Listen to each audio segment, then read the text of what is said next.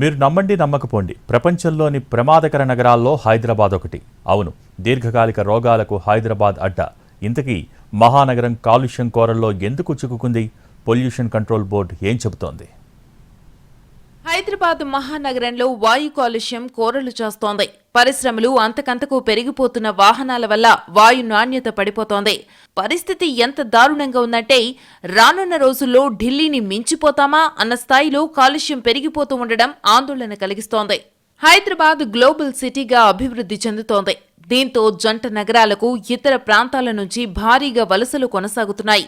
ఫలితంగా వ్యక్తిగత వాహనాలతో పాటు ప్రజా రవాణా వాహనాల సంఖ్య అనూహ్యంగా పెరిగిపోతోంది. పగలు రాత్రి అనే తేడా లేకుండా హైదరాబాద్ రోడ్లపై వాహనాల రద్దీ కనిపిస్తోంది. వాహనాల నుంచి వెలువడే పొగ వల్ల కాలుష్యం పెరిగిపోతోంది. దీనికి పరిశ్రమల నుంచి వెలువడే కాలుష్యము తోడవుతోంది. ఫలితంగా హైదరాబాద్లో వాయు కాలుష్యం ప్రమాదకర స్థాయికి చేరుకుంటోంది. హైదరాబాద్ చుట్టుపక్కల గల మున్సిపాలిటీలలో కూడా ఇదే పరిస్థితి నెలకొంది. దీంతో వాయు కాలుష్యం వల్ల నగరంలో నివసించే వాళ్లతో పాటు పరిసరాల్లో నివసించే వాళ్లు దీర్ఘకాలిక రోగాల బారిన పడుతున్నారు. మనం పీల్చే గాలిలో 2.5 మైక్రాన్ల కంటే తక్కువ వ్యాసం కల ధూళి కణాల సాంద్రతను బట్టి వాయు నాణ్యతను నిర్ధారిస్తారు.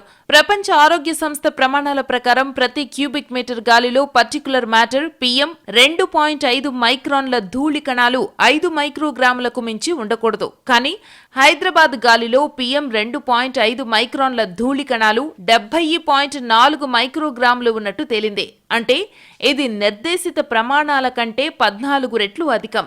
పార్టికులేట్ మ్యాటర్ అంటాం.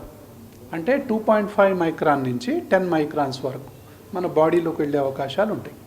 2.5 మైక్రాన్స్ ఏంటంటే వెహికులర్ పొల్యూషన్ నుంచి వచ్చేది సూత్ అంటాం. మనం నల్లగా ఉంటుంది చూసారా, మనకు అంతా అయిపోయిన తర్వాత ఇట్లా అంటే తెలుస్తుంటుంది సూత్.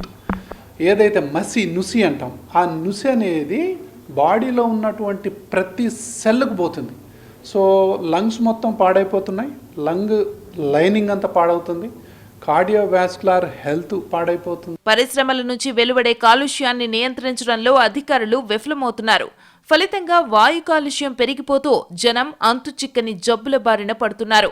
పరిస్థితి ఇలాగే కొనసాగితే వాయు కాలుష్యంలో ఢిల్లీని హైదరాబాద్ వెనక్కి నెట్టడం ఖాయమనే అభిప్రాయం వ్యక్తమవుతోంది.